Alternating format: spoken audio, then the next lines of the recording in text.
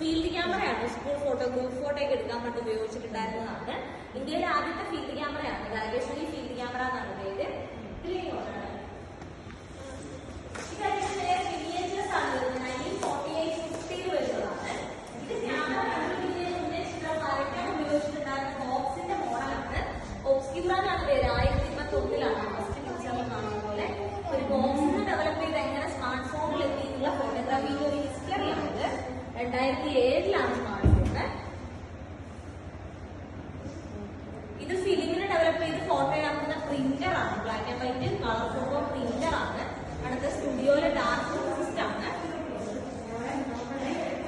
Instant ക്യാമറയാണ്. Photo എടുത്ത് 2 minute വരുന്ന പോളറോയിഡിന്റെ ഇൻസ്റ്റന്റ് ക്യാമറയാണ്.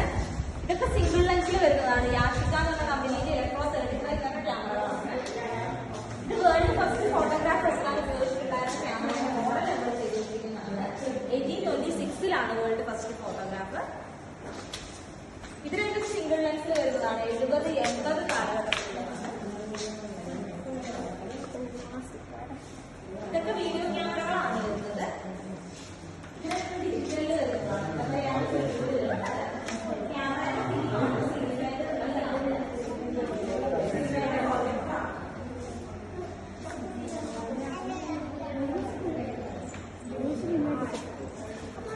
ഇതിൽ ഇങ്ങോട്ടാണ്.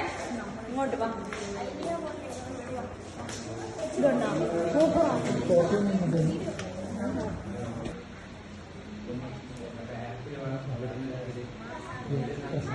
പ്രസംഗം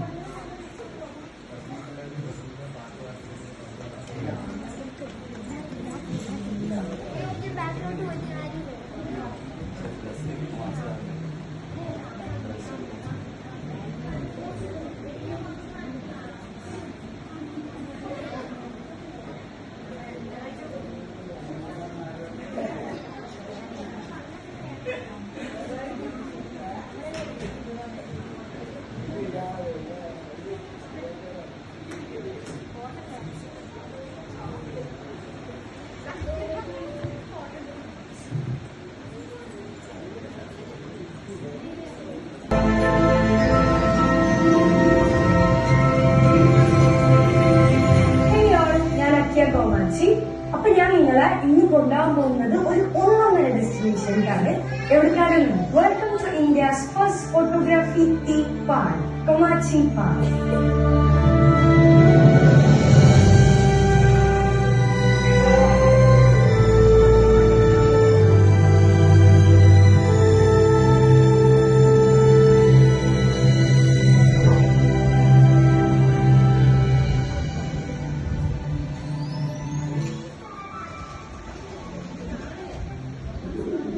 ഫോട്ടോഗ്രാഫി മ്യൂസിയം. ഇവിടുത്തെ ഓരോ ക്യാമറാസിനും ഫോട്ടോഗ്രാഫിന്റെ സ്റ്റോറി പറയാനുണ്ട്.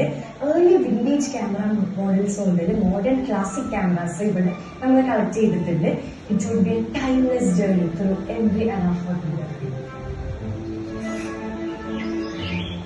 ഇത് കൂടല്ല, കാടാണ്. അബൌട്ട് 20 വെറൈറ്റീസ് ഓഫ് എക്സോട്ടിക് ആയിട്ടുള്ള ബേർഡ്സ് ആൻഡ് ആനിമൽസ് ഇവിടെ ഉണ്ട്. ഇതേപോലെ നിങ്ങൾക്ക് ഹാൻഡ് ഫീഡ് ഒക്കെ ചെയ്യാൻ പറ്റും.